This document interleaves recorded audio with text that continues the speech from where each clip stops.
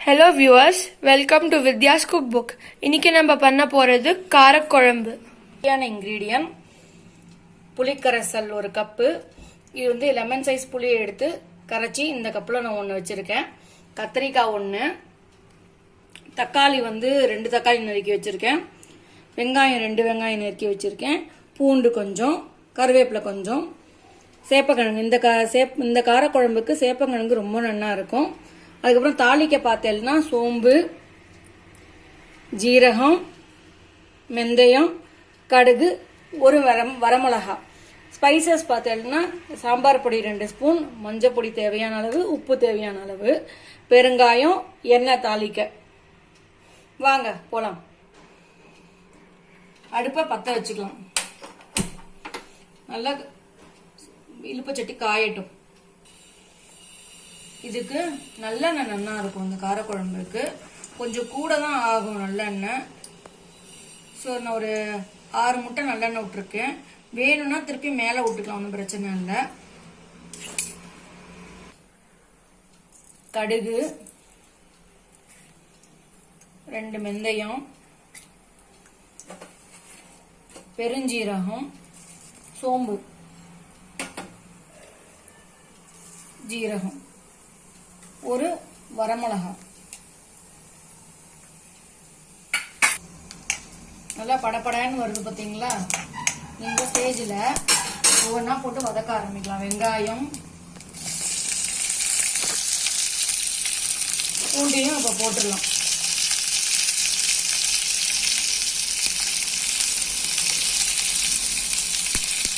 பூண்டையும் போட்டு கொஞ்சம் ப்ரௌன் ஆகிற வரைக்கும் வதக்கலாம். இதுக்கு கொஞ்சோண்டு உப்பு போட்டுக்கிறேன் முன்னாடி, ஏன்னா வதங்க ஈஸியாக இருக்கும். இந்த பார்த்தீங்களா, இது கொஞ்சம் வதங்கினோடனே தக்காளி போட்டுக்கலாம். தக்காளியை போட்டுட்டு அதையும் நல்லா வதக்கிடலாம். இதோட நம்ம கத்திரிக்காய் போட போகிறோம். இப்போ கத்திரிக்காய் சேப்பங்கிழங்கு அப்புறமா கடைசியில் போடலாம். இது நல்லா இது கதக்கட்டும், நல்லா கலரட்டும். இதுக்கு தேவையான அளவு கொஞ்சம் மஞ்சள் பொடி,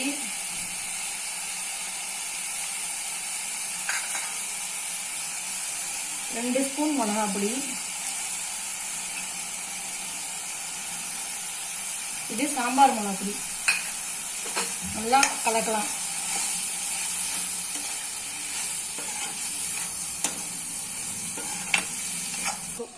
குழம்புக்கு தேவையான அளவு உப்பு,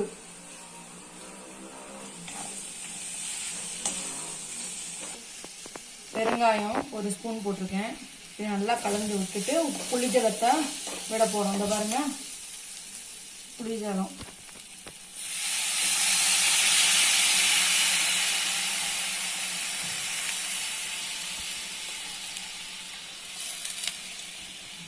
நல்லா அலம்பின புளிஜலத்தை விட்டு இதை கொதிக்க விடலாம். நல்லா தலை கொதிக்கணும். குழம்பு நல்லா கொதிக்குது. இந்த ஸ்டேஜில் நம்ம பாதி கருவேப்பிலையை போடலாம். இப்போ நல்லா கலரி விடுவோம்.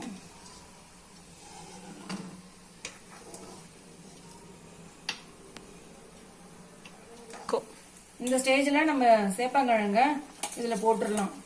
இதில் போட்டு கொதிக்க விடலாம் நல்லா.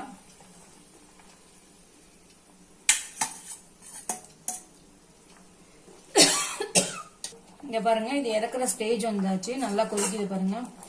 எல்லாம் சேர்ந்து ஒண்ணா கொதிக்குதா? இப்போ வந்து 2 முட்டை நல்லெண்ணெய் விட்டு 2 மினிட்ஸ் கொதிச்ச உடனே ஆஃப் பண்ணிடலாம்.